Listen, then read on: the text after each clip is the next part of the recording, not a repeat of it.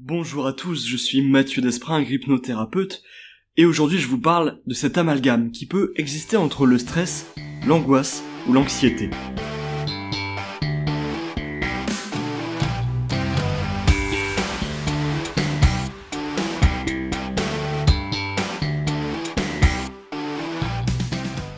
J'entends souvent au cabinet des gens qui me disent qu'ils sont anxieux ou angoissés, mais il y a vraiment un amalgame là-dedans. Donc, ils ne peuvent pas s'apporter la meilleure réponse possible. Je suis spécialisé dans le traitement des émotions et je vais vous apporter dans cette vidéo des solutions pour ne plus vivre ce stress, cette angoisse, cette anxiété. C'est ce que je propose à mes clients en thérapie brève dans le cabinet. Et déjà le simple fait de remarquer les différences entre stress, angoisse et anxiété va faire que vous allez pouvoir vous en libérer. Alors si vous vous posez des questions sur la gestion de vos émotions, ou que vous voulez apprendre à les traiter, abonnez-vous déjà à cette chaîne, il y aura plein d'éléments de réponse pour vous accompagner. Il y a également des vidéos d'hypnose et de méditation où j'utilise pas le dialogue intrapsychique, ça c'est ce que je fais en cabinet pour les personnes parce que ça a besoin d'être un travail personnel, individuel. Cependant, vous allez déjà pouvoir retrouver plein de choses très utiles pour vous. Si vous avez d'autres thématiques qui vous tiennent à cœur et que vous aimeriez tout particulièrement que j'y réponde, prenez le temps d'écrire ça en commentaire et je me ferai un plaisir d'y répondre en vidéo. Alors premièrement, le stress, qu'est-ce que c'est ? C'est une réaction adaptive à court terme. C'est une réaction normale à une pression. Cette pression, ça peut être une échéance, une rencontre, un examen, un moment précis, une surcharge de travail momentanée par exemple. Et ça disparaît quand l'élément qui initiait ce stress s'arrête lui aussi. L'anxiété, elle, c'est une anticipation diffuse et persistante. Ça, c'est quand tu t'inquiètes trop, quand t'imagines le pire. Tu sais, ça c'est quand tu projettes le pire dans l'avenir. Ah non, moi je vais pas y arriver. Ah non, ça va pas bien se passer. Voilà, c'est à ce moment-là. Ça s'est déclenché sans cause précise et ça peut être lié à des facteurs génétiques, environnementaux ou neurologiques. Et l'angoisse, elle, est une sensation de malaise profond. Elle est souvent associée à des symptômes physiques. L'angoisse, elle peut être liée à des facteurs inconscients et elle peut être aussi ponctuelle. C'est ce qu'on va appeler la crise d'angoisse. Alors en résumé, le stress, c'est quand tu as un problème concret. Une échéance, une rencontre, une surcharge, à un moment donné. C'est du court terme. Dans les manifestations principales, on est tendu, irritable et on peut avoir des troubles du sommeil. Effectivement, la mélatonine, notre hormone du sommeil, c'est un fonctionnement dans la biochimie du cerveau en retour d'information, c'est de l'autofeedback. Le seul élément, on le sait en neurosciences aujourd'hui, qui peut casser ça, c'est le stress. Alors bien sûr, c'est normal, et même il peut être bon s'il n'est pas trop long. C'est ce que vous allez appeler le bon stress, l'adrénaline, le coup de peps, qui me motive et qui me fait passer à l'action. L'anxiété, elle, c'est du long terme, c'est une peur qui dure, même s'il n'y a pas vraiment de vrai danger. Et cette inquiétude particulière, elle se manifeste quand on n'arrive plus à se détendre, quand on rumine beaucoup trop. L'angoisse, enfin, elle, c'est quand la peur déborde, vraiment l'émotion explose, ça déborde, ça c'est une durée variable, et on se sent mal sans vraiment savoir pourquoi. On peut alors avoir des palpitations, des douleurs thoraciques, on peut même avoir une sensation d'oppression. C'est un signal fort du corps, il y a quelque chose à comprendre, et ça va faire la transition avec notre premier élément de solution. Alors on vient de voir les différences entre le stress, l'angoisse, l'anxiété, et sûrement que vous avez déjà pu vous reconnaître un petit peu dedans. Et moi je suis intimement convaincu, déjà dans ma vie perso, mais aussi dans ma pratique, qu'on peut changer les choses que si on en a conscience. Alors, le premier élément de solution que je vous propose, c'est d'être lucide le plus possible de ce que vous êtes en train de vivre. Alors pour ça, je vais vous inviter à vous poser une très simple première petite question. Dès que vous êtes en train de vivre quelque chose, une sensation qui vous semble être du stress, de l'angoisse ou de l'anxiété, là, qu'est-ce que je suis en train de vivre, réellement ? Est-ce que ma sensation est justifiée ou est-ce qu'elle ne l'est pas ? Ça va déjà augmenter la lucidité de vous-même sur vos émotions, et donc, vous allez pouvoir adapter la meilleure solution à vous. L'un des éléments de solution les plus pertinents et les plus récurrents qu'on entend beaucoup, c'est la cohérence cardiaque. Alors pour ça, je vais vous laisser regarder sur YouTube des exercices de cohérence cardiaque, c'est très simple. La petite bille monte, j'inspire, la petite bille descend, j'expire. Je vais prendre le temps d'oxygéner mon cerveau, ça lui fait déjà énormément de bien. Ça va vous mettre dans le présent, et ça c'est important. Dès que je me remets au présent, je suis en train d'équilibrer ma ligne du temps, ma perception temporelle. Au plus je suis dans l'avenir ou dans le passé, au plus je vais avoir de capacité à mettre du stress, de la peur. Au plus je vais être au présent, au plus je vais optimiser ma biochimie du cerveau, et donc mon bien-être. Pour le stress, je vais vous inviter également à évacuer l'émotion. Une émotion, qu'est-ce que c'est ? Eh bien tout simplement, je perçois des informations par mes 5 sens, j'ai un influx nerveux, c'est donc électrique, et je vais ressentir quelque chose.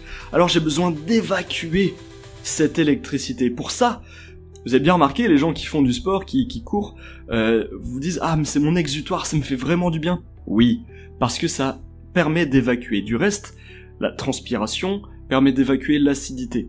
L'acidité provient du stress, et c'est vachement plus intéressant que vous l'évacuiez plutôt qu'elle reste dans votre corps. Alors, faites du sport, allez marcher vraiment de manière vive, allez courir, criez, c'est un super outil. Dans la voiture, mettez de la musique à fond, chantez, à la maison, dansez, mettez de l'énergie, mettez du mouvement, même si c'est court, tant que c'est intense, faites attention à bien respecter votre corps, cela dit, mais si c'est intense, vous allez évacuer cette électricité, cette énergie en plus, et ça va vous faire du bien.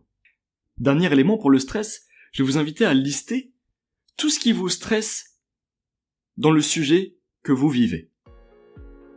Dès que c'est fait, barrez tout ce que vous ne pouvez pas contrôler. Le reste, faites-en un plan d'action et passez à l'action, aussi simplement que ça. Ça me fait penser à Patrick Mouratoglou, un coach de tennis français qui a coaché notamment Serena Williams, qui disait « Tu peux pas contrôler comment l'autre s'est entraîné.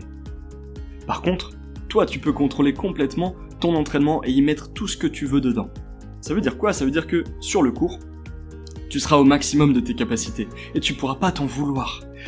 Et ça, c'est vraiment important. J'ai donné 1000% de mes capacités, 1000% de mes moyens. Le résultat, des fois, ne tient pas qu'à moi. C'est souvent ce qu'on peut se rappeler dans un examen. En tout cas, pour prendre pleinement votre responsabilité, tout ce que vous pouvez contrôler, faites-le. Pour l'anxiété, on peut se rappeler qu'est-ce que la peur ? La peur, c'est je projette mentalement dans l'avenir, basé sur un passé qui est pas réglé. Mais, si vous avez l'habitude d'imaginer le pire, alors vous êtes un expert de l'imagination. Pour être un expert dans un domaine, on le sait, il faut à peu près 10 000 heures de pratique de ce même domaine. Ça représente alors à peu près 8 heures par jour pendant 10 ans. Si ça fait plus de 10 ans que vous vous mettez à avoir peur, alors vous êtes un expert, une experte de l'imagination. Seulement, vous imaginez dans le pire. On pourrait très bien modifier le curseur pour imaginer le meilleur. Ça n'existe toujours pas. Cependant, le cerveau, lui, ne fait pas la différence entre ce qui est réel ou ce qui est imaginaire. C'est pour ça que quand j'ai peur, je ressens quelque chose et ça me fait pas du bien. Alors on pourrait très bien imaginer le meilleur. Et là, ce que je ressens n'existe toujours pas. Mais par contre, je trace mon énergie, je diffuse mon énergie vers ce que je veux, et ça c'est quand même beaucoup plus pertinent. Si par exemple là vous imaginez que vous venez de gagner au loto, ça y est là vous venez de gagner 100 millions d'euros au loto. Ça peut faire quelque chose. Vous savez que c'est faux, mais on peut déjà se sentir un petit peu émoustillé de percevoir qu'il y a quelque chose qui arrive. Le cerveau ne fait pas la différence entre l'imaginaire et la réalité, alors je vais vous inviter à réellement imaginer le meilleur de ce que vous souhaitez, puis d'établir un plan d'action et de passer à l'action.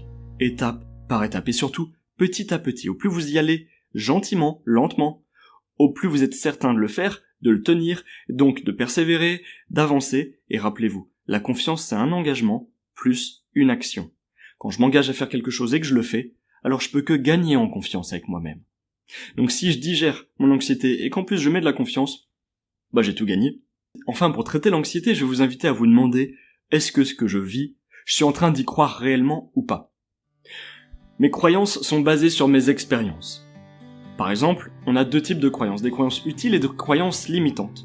Une croyance utile, c'est par exemple je suis un bon papa, je suis une bonne maman, je suis un bon professionnel. Une croyance limitante, ça va être j'ai pas du tout confiance en moi, j'arrive pas à faire les choses, je suis complètement timide. Voilà. Et ça finalement, il y a des images, des vrais souvenirs qui vous viennent de vos expériences, qui viennent légitimer ou non l'une ou l'autre des croyances. Alors, pour modifier une croyance, on a besoin de modifier de l'expérience. Alors de nouveau, je vais vous inviter à avancer, faire des petits pas vers vous, vers votre bien-être, vers votre plaisir, pour commencer à vous libérer, pour commencer à respirer dans votre bien-être. Ça, c'est très, très important pour vous. Vous redeviendrez la priorité de votre vie de cette manière. Et enfin, l'angoisse, quels éléments de solution peut-on lui apporter ? Rappelez-vous tout simplement que quand on a peur, souvent c'est qu'on ne sait pas. La peur, c'est de l'inconnu. Vous savez, on a hérité ça dans dans le cerveau reptilien, quand on était encore des australopithèques.